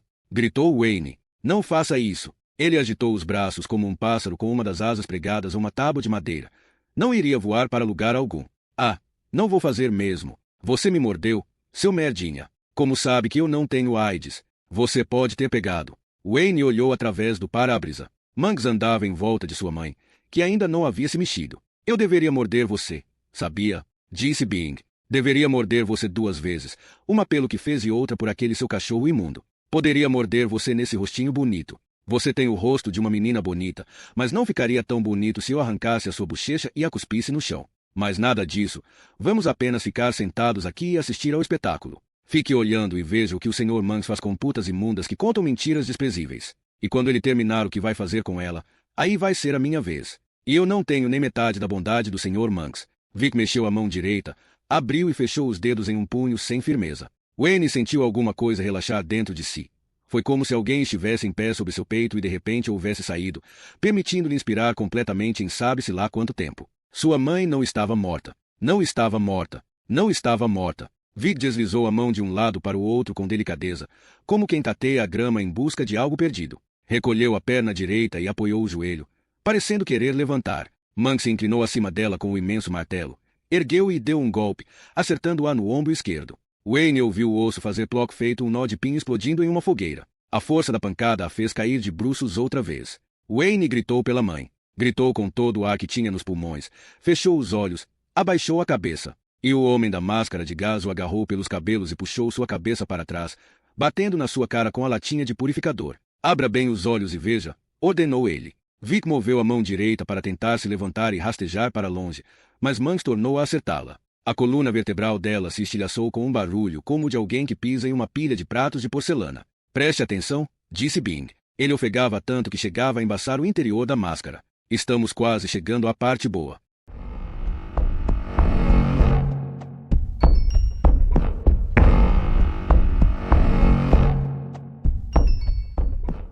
Debaixo, VIC nadava. Estava debaixo d'água, dentro do lago. Havia mergulhado quase até o fundo, onde o mundo era escuro e vagaroso. Não sentia necessidade alguma de ar e tampouco tinha consciência de estar prendendo a respiração. Sempre gostara de mergulhar até os recônditos imóveis, silenciosos e escuros dos peixes. Poderia ter ficado debaixo d'água para sempre. Estava pronta para virar uma truta, mas Wayne a chamava lá da superfície. A voz do menino estava muito distante, mas ainda assim ela pôde ouvir sua urgência. Foi preciso certo esforço para ir à tona. Seus braços e pernas não queriam se mover. Ela tentou se concentrar em apenas uma das mãos, no ato de fazê-la deslizar pela água. Abriu os dedos, fechou os dedos, abriu a mão sob a grama. Vi que estava deitada no caminho de terra batida, de bruços, embora a sensação vagarosa de estar submersa persistisse. Por mais que tentasse, não conseguia entender como havia acabado esparramada no próprio quintal. Não se lembrava do que a atingira. Alguma coisa a atingira. Era difícil levantar a cabeça. Está me ouvindo, senhora Vitória M.C. Queen Espertalhona? Perguntou alguém. Ela o escutou, mas não conseguiu registrar o que dizia. Era irrelevante. O importante era Wayne. Estava certa de ter ouvido Wayne gritar seu nome. Sentirá nos próprios ossos. Precisava se levantar e ver se ele estava bem. Fez um esforço para ficar de quatro e Mangs desferiu o martelo no seu ombro. Ela ouviu o osso se partir e o braço cedeu sob seu peso. Ela desabou e bateu com o queixo no chão. Não falei que você podia se levantar. Perguntei se estava me ouvindo. Você vai querer me ouvir. Mangs. Mangs estava ali. Não estava morto. E Wayne estava dentro do Rolls Royce. Teve tanta certeza disso quanto do próprio nome, embora já fizesse meia hora ou mais que não via o filho. Vi que precisava tirá-lo de lá. Começou a se levantar outra vez e Mangs tornou a golpeá-la, só que nas costas. E ela ouviu a própria coluna se partir com um barulho que lembrava alguém pisando em um brinquedo vagabundo, um estalo seco de plástico. A brutalidade a deixou sem ar e a fez desabar de bruços novamente.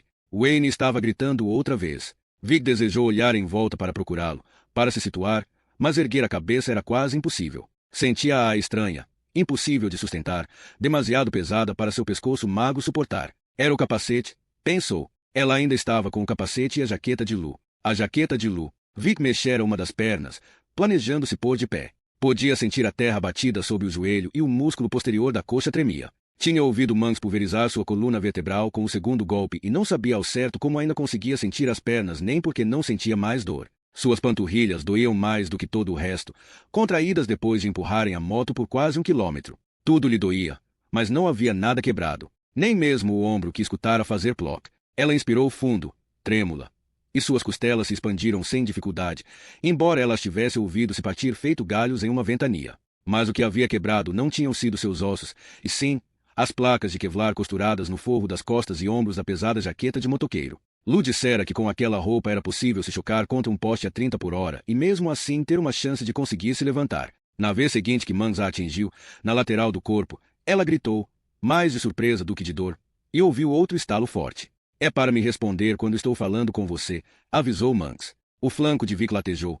Ela havia sentido aquele golpe. O estalo, porém, fora apenas mais uma placa. Sua mente já estava quase desanuviada e ela pensou que, se fizesse um grande esforço, conseguiria se levantar. Não faz isso, aconselhou seu pai, tão perto que poderia ter sussurrado em seu ouvido. Fica no chão e deixa ele se divertir. Não chegou a hora ainda, pirralha. Vic já desistira do pai. Não tinha utilidade nenhuma para ele e tornava suas raras conversas o mais breves possível. Não queria ter notícias dele. Mas agora o pai estava ali e falava com o mesmo tom calmo e controlado que costumava usar para lhe ensinar a pegar uma bola baixa no beisebol ou explicar por que Hank Williams era uma figura importante. Ele acha que detonou você para valer, garota. Acha que você está derrotada. Se tentar se levantar agora, ele vai saber que não está tão mal quanto ele pensa e, aí sim, vai pegar você. Espera. Espera o momento certo. Você vai saber quando ele chegar. A voz de seu pai, a jaqueta de seu namorado. Por um instante, Vic teve consciência de que os dois homens da sua vida estavam ali cuidando dela.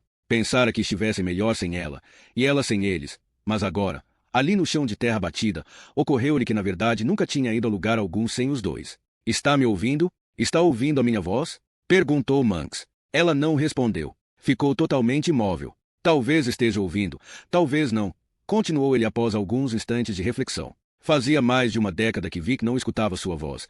Mas ainda era o mesmo falar arrastado e burro de um jeca. Como você parece uma puta, se arrastando pelo chão com esse shortinho de brim. Eu me lembro de uma época, não faz muito tempo, em que até mesmo uma puta como você teria tido vergonha de aparecer em público vestida desse jeito e de abrir as pernas para andar de moto, como uma paródia obscena do ato carnal. Ele fez outra pausa. Da última vez você também estava montada, só que numa bicicleta. Eu me lembro muito bem. Também me recordo da ponte. Essa moto é tão especial quanto a bicicleta. Eu sei tudo sobre viagens especiais, Vitória M.C. Queen, e sobre estradas secretas. Espero que você tenha saracoteado o quanto quis. Porque não vai mais saracotear. Ele desferiu o martelo contra sua lombar e foi como receber uma bola de beisebol nos rins. Ela gritou por entre os dentes cerrados. Suas entranhas pareciam geleia. Naquela parte não havia proteção.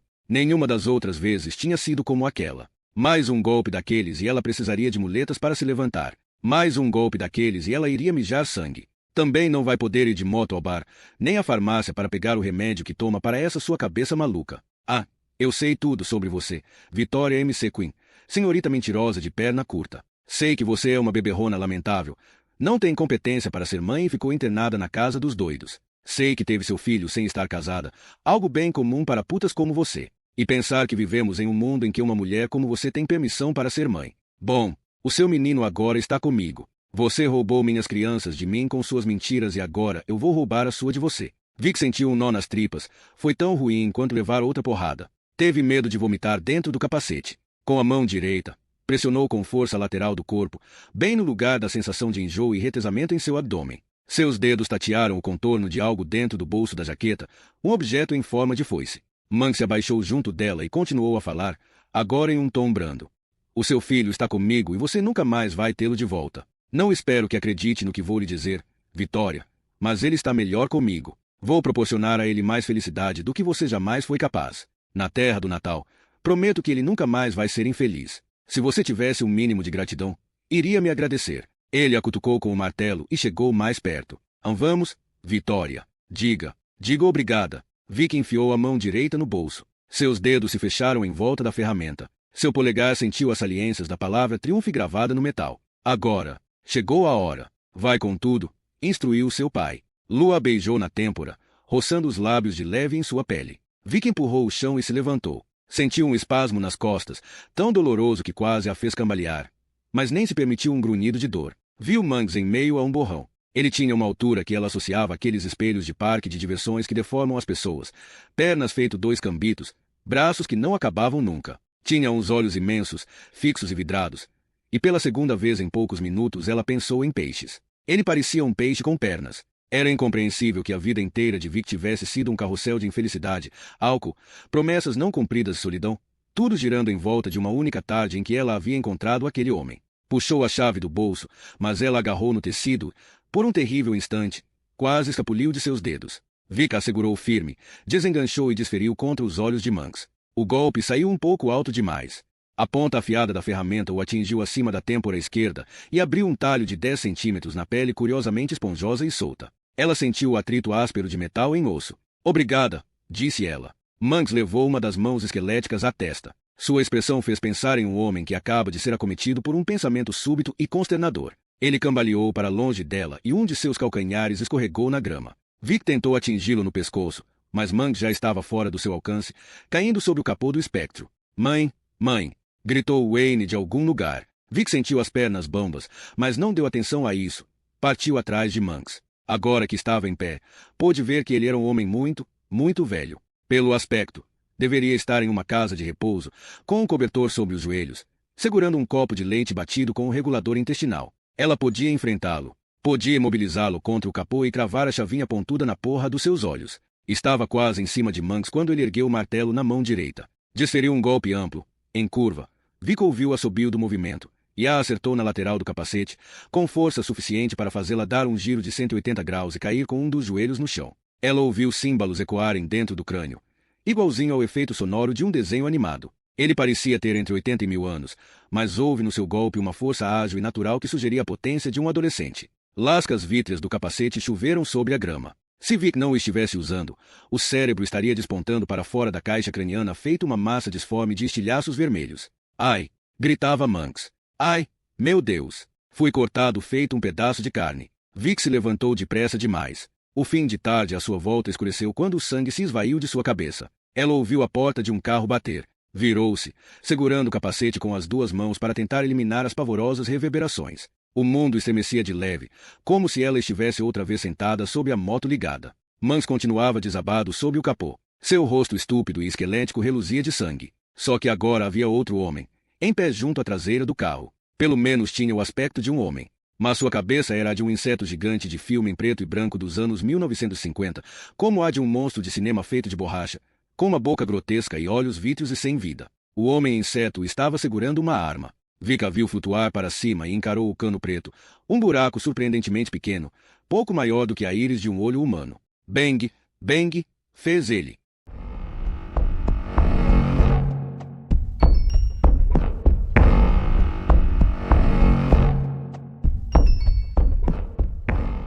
O quintal. Quando Bing viu o Sr. Monks desabar por cima do capô, sentiu aquilo como uma espécie de choque físico, uma contração. Tivera mais ou menos a mesma sensação, só que em seu braço, no dia que havia disparado a pistola de pregos contra a têmpora do pai.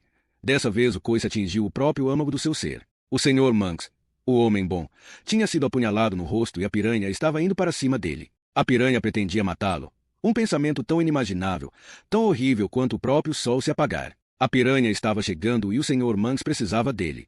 Bing agarrou a latinha de purificador, apontou-a para a cara do menino e lançou um jato sibilante de fumaça branca sobre sua boca e olhos, algo que deveria ter feito minutos antes. Que teria feito se não estivesse com tanta raiva, se não tivesse decidido fazer o garoto assistir. O menino se retraiu e tentou virar o rosto, mas Bing o segurou pelos cabelos e continuou acionando o spray. Wayne fechou os olhos e cerrou os lábios. Bing! Bing! Gritava Monks. O próprio Bing também gritou, desesperado para sair do carro e agir, ao mesmo tempo consciente de que não jogará gás o suficiente. Pouco importava. Não havia tempo e o menino agora estava dentro do carro e não podia sair. Bing o soltou e largou a latinha dentro de um dos bolsos do casaco de corrida. Sua mão direita já tateava em busca do revólver no outro bolso. Ele saiu do carro, bateu a porta atrás de si e sacou a grande arma lubrificada. A piranha estava usando um capacete preto de motoqueiro que deixava à mostra apenas os olhos, agora arregalados ao ver o revólver em sua mão, ao ver a última coisa que iria ver. Ela estava a 3 passos de distância, no máximo, bem no seu raio de alcance. Bing! Bing! Chegou minha hora de subir no ringue. Já tinha começado a pressionar o gatilho quando Monks se levantou do capô, ficando bem na sua frente. A arma disparou e a orelha esquerda de Monks explodiu com um jorro de pele e sangue. Monks gritou e levou a mão à lateral da cabeça, de onde agora pendiam fragmentos de orelha. Bing também gritou e tornou a disparar, dessa vez para o meio da névoa. O barulho do segundo tiro, para o qual ele não estava preparado, deu-lhe um susto tão grande que ele peidou, um chiado alto dentro da calça. Sr. Monks! Ai, meu Deus! Está tudo bem, Sr. Monks? Monks desabou contra a lateral do carro e virou a cabeça para olhar na sua direção. Bom, o que você acha? Fui apunhalado no rosto e levei um tiro que despedaçou minha orelha. Tenho sorte de os meus miolos não estarem escorrendo pela frente da camisa, seu imbecil. Ai, meu Deus! Que idiota eu sou! Não era essa minha intenção. Sr. Monks, eu preferiria morrer a ferir o senhor. O que devo fazer agora? Ai, meu Deus! Eu deveria dar um tiro em mim mesmo. Deveria dar um tiro nela. É isso que você deveria fazer. Berrou Monks, tirando a mão da lateral da cabeça. Agora! Atire nela agora! Abata essa vadia! Abata essa vadia e acabe logo com isso. Bing desgrudou o olhar do homem bom. Sentia o coração lhe esmurrar o peito, cabum bambam, feito um piano empurrado escada abaixo que produzia um imenso estrondo de sons discordantes e choques de madeira. Percorreu o gramado com os olhos e encontrou Vitória já correndo, saltando para longe dele com suas pernas morenas e compridas. Seus ouvidos apitavam tanto que ele mal conseguiu escutar a própria arma, quando ela disparou outra vez, rasgando com um clarão a seda espectral da névoa.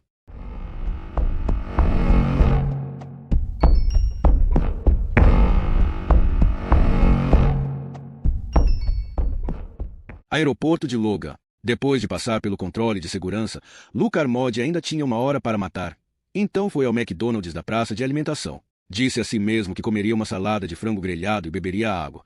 Mas o ar estava tomado por aquele cheiro de batata frita que dava água na boca e, quando chegou sua vez no caixa, se ouviu pedindo ao garoto cheio de espinhas 2 Big Macs, uma batata grande e um milkshake de baunilha extra grande, o mesmo de sempre, desde os 13 anos. Enquanto esperava, olhou para a direita e viu um menininho que não devia ter mais de 8 anos, de olhos escuros como os de Wayne, com a mãe no caixa ao lado. A criança ergueu os olhos para Lu, para seu queixo duplo e seus peitos flácidos, não com repulsa, mas com uma estranha tristeza. O pai de Lu era tão gordo que eles tiveram de pagar um caixão sob medida, uma porra enorme que mais parecia uma mesa de jantar com tampa. O milkshake pode ser pequeno, corrigiu Lu. Descobriu-se incapaz de olhar de novo para o garoto, com medo de que ele o estivesse encarando. O que lhe dava mais vergonha não era obesidade mórbida, como chamava seu médico, que adjetivo mais estranho, como se a partir de um determinado ponto estar acima do peso fosse moralmente comparável à necrofilia. O que ele detestava, o que o deixava desconfortável e enjoado, era a própria incapacidade de mudar seus hábitos. Ele de fato não conseguia dizer as coisas que precisava, não conseguia pedir a salada quando sentia cheiro de batata frita. No último ano que passará com Vic, sabia que ela precisava de ajuda, que estava bebendo escondida, atendendo a ligações imaginárias, mas não conseguia estabelecer um limite com ela, fazer exigências ou dar ultimatos. Quando ela estava muito louca e queria trepar, não conseguia admitir que estava preocupado com ela. Apenas colava as mãos na sua bunda e enterrava o rosto entre seus peitos nus. Tinha sido seu cúmplice até o dia em que ela enchera o forno de telefones e pusera fogo na casa em que eles moravam. Lu fizera tudo, menos riscar o fósforo com as próprias mãos. Acomodou-se em uma mesa projetada para um anão anoréxico, em uma cadeira na qual só cabia a bunda de uma criança de 10 anos. Será que o McDonald's não entendia sua clientela? Onde eles estavam com a cabeça ao pôr móveis como aqueles? Pegou o laptop e o conectou ao Wi-Fi gratuito do local. Checou seu e-mail e ficou olhando fotos de gatas fazendo cosplay de Supergirl. Deu uma passada nos fóruns do site do quadrinista Mark Millar. Alguns amigos seus travavam um debate sobre qual deveria ser a próxima cor do Hulk. Lu ficava constrangido com assuntos idiotas como aquele. Era óbvio que o Hulk deveria ser cinza ou verde. As outras cores eram ridículas. Lu estava pensando se poderia dar uma espiada nas mulheres do Suicide Girl sem ninguém passar e reparar, quando seu celular começou a vibrar dentro do bolso da bermuda. Ergueu o traseiro e, na hora que ia pegar o aparelho, se deu conta da música que tocava no sistema de som do aeroporto. Por mais improvável que fosse, era aquela antiga canção natalina de Johnny Mathis chamada Sleigh Ride. Naquela tarde específica de julho, Boston tinha um clima tão temperado quanto o de Vênus. O simples fato de olhar para fora já fazia Lu suar. E não era só isso. Até um segundo antes de o telefone tocar, o sistema de som do aeroporto estava tocando outra música. Lady Gaga, Amanda Palmer, algo assim. Alguma doida bonitinha acompanhada por um piano. Com o celular já fora do bolso, Lu parou para observar a mulher na mesa ao lado, uma mamãe totalmente comível que tinha uma vaga semelhança com Sarah Palin. Cara, está ouvindo isso? Perguntou a ela, apontando para o teto. Estão tocando uma música de Natal. No meio do verão. A mulher se imobilizou com uma garfada de colês lá a meio caminho dos lábios vermelhos e carnudo, fitou com um misto de incompreensão e desconforto. A música, insistiu Lu. Está ouvindo essa música? A mulher franziu a testa e o encarou do mesmo jeito que poderia ter fitado uma poça de vômito. Lu relanceou os olhos para o telefone e viu o nome de Wayne no identificador de chamadas. Estranhou, pois os dois tinham trocado mensagens de texto pouco antes. Talvez Vic tivesse voltado de seu passeio com a Triumph e quisesse conversar com ele sobre como a moto estava funcionando. Deixa para lá, falou para quase Sarah Palin, acenando com uma das mãos. Atendeu o celular. Fala, camarada. Pai, disse Wayne com um sussurro áspero. Estava fazendo força para conter o choro. Pai, estou no banco de trás de um carro. Não consigo sair. Lu sentiu uma dor leve atrás do externo, no pescoço e, curiosamente, atrás da orelha esquerda. Como assim? Que carro? Eles vão matar a mamãe. Os dois homens. São dois. Eles me puseram dentro de um carro e eu não consigo sair do banco de trás. É o Charlie Manx, pai. E um outro com uma máscara de gás. Ele. Wayne deu um grito. Ao fundo, Lu ouviu uma saraivada de estalos. A primeira coisa que lhe veio à mente foram fogos de artifício. Só que não eram isso. Eles estão atirando. Pai. Berrou Wayne. Estão atirando na mamãe. Desce do carro. Lu se ouviu dizer com uma voz estranha. Fina, aguda demais. Mal teve consciência de ter se levantado. Destranca a porta e sai correndo. Eu não consigo. Não consigo. A porta não destranca e, quando eu tento passar para o banco da frente, sempre acabo voltando para o de trás. Wayne engasgou com um soluço. A cabeça de Lu parecia um balão cheio de gás hélio erguendo do chão em direção ao teto. Ele corria o risco de sair flutuando para fora do mundo real. Ou não é possível que a porta não destranque. Olha em volta, Wayne. Tenho que ir. Eles estão voltando. Ligo quando puder. Não liga para mim? Talvez eles ouçam. Talvez ouçam até se eu puser no silencioso. Wayne, Wayne, gritou Lu. Ouviu um estranho apito nos ouvidos. O celular ficou mudo. Todos na praça de alimentação o encaravam em silêncio. Dois seguranças se aproximavam, um deles com a mão pousada no cabo de plástico moldado da ponto .45. Liga para a polícia do estado, pensou Lu. Para a polícia de New Hampshire. Faz isso agora. No entanto, quando afastou o celular do rosto para digitar o número da emergência, o aparelho escorregou da sua mão. Ao se curvar para apanhá-lo, pegou-se apertando o próprio peito e sentindo de repente a dor ali dobrar de volume e espetá-lo com suas pontas afiadas. Foi como se alguém houvesse disparado uma pistola de grampos em um de seus peitos. Tentou segurar a mesa para se equilibrar, mas seu cotovelo dobrou e ele caiu de queixo. Bateu na quina, sentiu os dentes se chocarem, grunhiu e desabou no chão, derrubando o milkshake junto. O copo de papel encerado estourou e ele se estatelou no meio de uma poça gelada e doce de sorvete de baunilha. Tinha só 36 anos. Jovem demais para infartar, mesmo com o histórico da família. Sabia que iria pagar por não ter pedido a salada.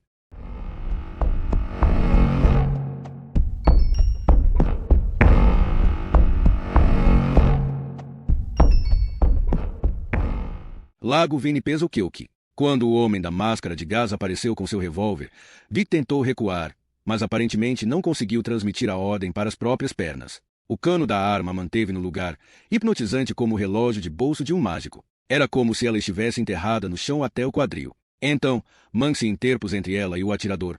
O ponto 38 disparou e a orelha esquerda do assassino foi arrancada em um clarão vermelho.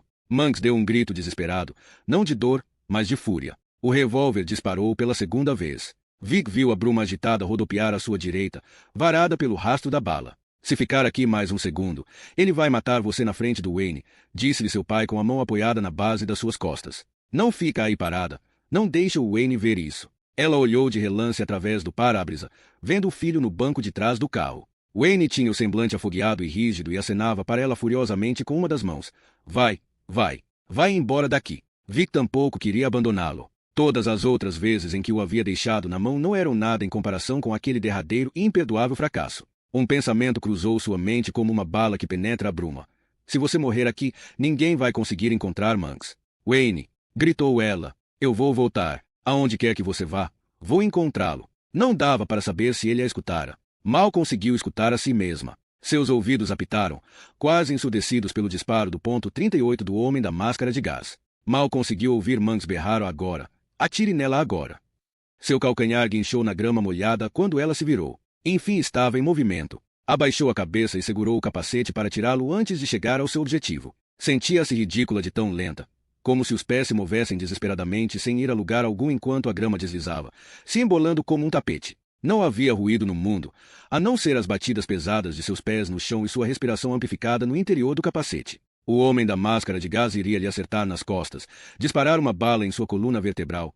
E ela torceu para que esse projétil a matasse, pois não queria ficar estirada na grama, paralisada, esperando levar outro tiro. Nas costas, pensou, nas costas, as únicas palavras que seu cérebro parecia conseguir conectar. Todo o seu vocabulário fora reduzido a elas duas. Vic já havia descido metade do declive. Finalmente arrancou o capacete e o jogou para o lado. O tiro ecoou. Algo ricocheteou na água à sua direita, como se uma criança houvesse atirado uma pedra na superfície do lago. Os pés de Vic pisaram as tábuas do cais, que se balançou e estalou sob seu peso. Ela deu praticamente 3 saltos e pulou no lago. Atingiu a superfície, pensou novamente na bala varando a névoa e mergulhou. Foi quase até o fundo, onde o mundo era escuro e vagaroso. Teve a impressão de que segundos antes estivera no mundo aquático da penumbra verde do lago e de que agora voltava ao estado calmo e tranquilo da inconsciência. A mulher avançou pela imobilidade fria. Uma bala acertou o lago à sua esquerda, a menos de 30 centímetros, abrindo um túnel na água e rodopiando rumo à escuridão enquanto perdia velocidade rapidamente.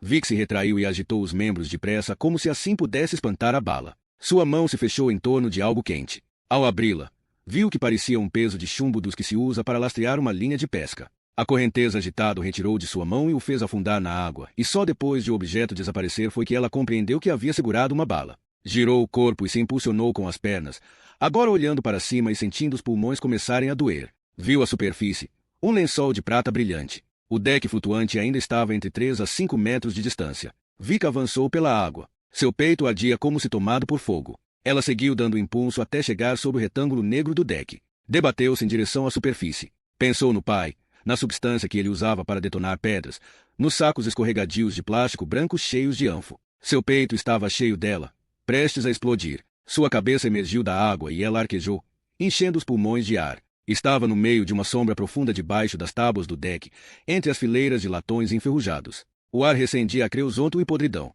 Esforçou-se para respirar em silêncio. Cada expiração ecoava no espaço apertado e baixo. Eu sei onde você está, gritou o homem da máscara de gás. Você não pode se esconder de mim. A voz dele soava aguda, entrecortada e infantil. Vic entendeu então que ele era uma criança. Podia ter 30, 40 ou 50 anos, mas era apenas mais uma das crianças envenenadas de Monks. E devia mesmo saber onde ela estava. Vem me pegar, seu escrotinho, pensou, e enxugou o rosto. Então ouviu outra voz. Era Monks, quase cantarolando. Vitória, Vitória, Vitória MC Queen. Havia uma brecha entre 2 latões com 2 ou 3 centímetros de largura. Ela nadou até lá e olhou para o outro lado. A uns 10 metros de distância, viu Monks em pé na beira do cais e o homem da máscara de gás logo atrás. Monks tinha o rosto tingido de vermelho, como se houvesse mergulhado a cara em um balde cheio de sangue para pescar maçãs com a boca. Ai, poxa, você me cortou feio, Vitória MC Queen. Fez meu rosto virar purê e meu companheiro aqui conseguiu estraçalhar minha orelha. Que amigos! Bom, Estou coberto de sangue. A partir de agora vou ser o último menino a ser tirado para dançar. Você vai ver. Ele riu. É verdade o que dizem. A vida realmente avança em círculos bem pequenos. Aqui estamos nós outra vez. Você é tão difícil de segurar quanto um peixe. O lago é um bom lugar para você. Ele fez outra pausa e depois acrescentou, quase em um tom bem-humorado. Talvez seja melhor assim. Você não me matou. Só tirou minhas crianças. É justo. Eu posso ir embora e deixá-la como está. Mas você precisa entender que o seu filho agora está comigo e que nunca mais o terá de volta. Embora eu suponha que ele vá ligar de vez em quando da terra do Natal. Ele vai ser feliz lá. Eu nunca vou machucá-lo. Não importa o que você esteja pensando agora. No momento em que tornar a ouvir a voz dele, saberá. Verá que é melhor ele ficar comigo do que com você. O cais rangeu sobre a água. O motor do Rolls-Royce ronronava. Vic se livrou do peso encharcado da jaqueta de motoqueiro. Achou que a roupa fosse afundar na hora, mas ela boiou feito uma substância preta e tóxica. É claro que você vai se sentir inclinada a tentar nos encontrar, continuou Monks. Havia ironia em sua voz. Como já me encontrou antes. Eu tive muitos e muitos anos para pensar sobre aquela ponte entre as árvores. A sua ponte impossível. Sei tudo sobre pontes como aquela. Sei tudo sobre estradas que só podem ser encontradas dentro da mente. É por uma delas que consigo chegar à terra do Natal. Existe a estrada da noite, os trilhos de trem que levam a Orfanhenge, as portas para o mundo médio e a velha trilha que conduz à casa da árvore da mente, e existe também a maravilhosa ponte coberta de Vitória. Você ainda sabe chegar lá. Vá me procurar se puder, Vic. Estarei à sua espera na casa do sono. Darei uma passada lá antes de chegar à terra do Natal. Vá me procurar. Então conversaremos mais. Ele se virou e se afastou da borda do cais, os passos ecoando. O homem da máscara de gás deu um profundo suspiro infeliz, ergueu o ponto 38 e o cano arrotou fumaça. Uma das tábuas de pinho acima da cabeça de Vic se partiu e projetou farpas.